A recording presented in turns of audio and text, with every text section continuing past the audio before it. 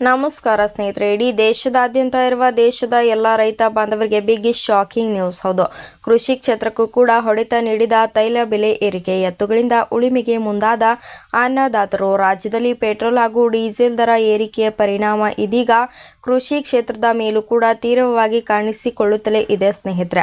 ತೈಲ ಬೆಲೆ ಏರಿಕೆಯಿಂದ ಟ್ರ್ಯಾಕ್ಟರ್ ಬಾಡಿಗೆ ದರ ಗಗನಕ್ಕೇರುತ್ತಿರುವ ಹಿನ್ನೆಲೆ ರೈತರು ಮತ್ತೆ ಸಾಂಪ್ರದಾಯಿಕವಾಗಿ ಕೃಷಿ ಪದ್ಧತಿಯುತ ಮುಖ ಮಾಡಿಕೊಳ್ಳುತ್ತಿದ್ದಾರೆ ಸ್ನೇಹಿತರೆ.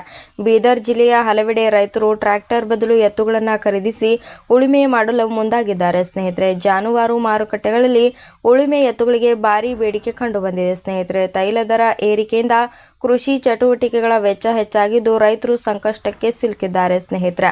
ಬಿತ್ತನೆಗೂ ಮುನ್ನ ಹೊಲ ಹದಗೊಳಿಸಲು ಬಳಸುವ ಟ್ರ್ಯಾಕ್ಟರ್ ಬಾಡಿಗೆ ದರದಲ್ಲಿ ಗಣನೀಯ ಏರಿಕೆ ಕಂಡು ಬಂದಿದೆ ಸ್ನೇಹಿತರೆ. ಈ ಹಿಂದೆ 1 ಎಕರೆ ಹೊಲಕ್ಕೆ ನೇಗಿಲು ಹೊಡೆಯಲು 2,000 ರೂಪಾಯಿಯೊಳಗೆ ಟ್ರ್ಯಾಕ್ಟರ್ ಸಿಗುತ್ತಿತ್ತು. ಆದರೆ ಇದೀಗ ಅದೇ ಕೆಲಸ ಮಾಡುವುದಕ್ಕೆ 2,500 ರೂಪಾಯಿವರೆಗೂ ಬಾಡಿಗೆ ವಸೂಲಿ ಮಾಡುತ್ತಿದ್ದಾರೆ ಸ್ನೇಹಿತರೆ.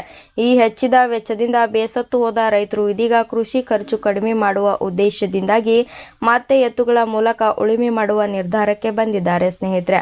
ದೀರ್ಘ ಅವಧಿಯಲ್ಲಿ ಟ್ರ್ಯಾಕ್ಟರ್ ಬಾಡಿಗೆಗಿಂತ ಎತ್ತುಗಳನ್ನು ಖರೀದಿಸುವುದೇ ಲಾಭಕರ ಎಂಬ ಲೆಕ್ಕಾಚಾರಕ್ಕೆ ರೈತರು ಬಂದಿದ್ದಾರೆ ಸ್ನೇಹಿತರೆ. ಇದರಿಂದಾಗಿ ಬೀದರ್ ಜಿಲ್ಲೆಯ ಎಪಿಎಂಸಿ ಜಾನುವಾರು ಮಾರುಕಟ್ಟೆಗಳಲ್ಲಿ ಉಳುಮೆ ಎತ್ತುಗಳ ಖರೀದಿಸಿ ಜೋರಾಗಿದ್ದು, ಸ್ಥಳೀಯ ರೈತರ ಜೊತೆಗೆ ನೆರೆಯ ತೆಲಂಗಾಣ ಹಾಗೂ ಮಹಾರಾಷ್ಟ್ರ ರಾಜ್ಯಗಳಿಂದಲೂ ಕೂಡ ನೂರಾರು ರೈತರು ಆಗಮಿಸಿ ಎತ್ತುಗಳನ್ನು ಖರೀದಿಸುತ್ತಲೇ ಇದ್ದಾರೆ ಸ್ನೇಹಿತರೆ. ತೈಲ ದರ ಏರಿಕೆಯ ಪರಿಣಾಮ ಕೇವಲ ಕ್ಷೇತ್ರಕ್ಕೆ ಮಾತ್ರ ಸೀಮಿತವಾಗದೆ ಕೃಷಿ ವೆಚ್ಚದ ಮೇಲೂ ಕೂಡ ನೇರ ಪರಿಣಾಮ ಬೀರುವುದು ಇದೀಗ ಗ್ರಾಮೀಣ ಭಾಗದಲ್ಲಿ ಕೂಡ ಸ್ಪಷ್ಟವಾಗಿ ಗೋಚರಿಸಲುತ್ತಿದೆ ಸ್ನೇಹಿತರೆ.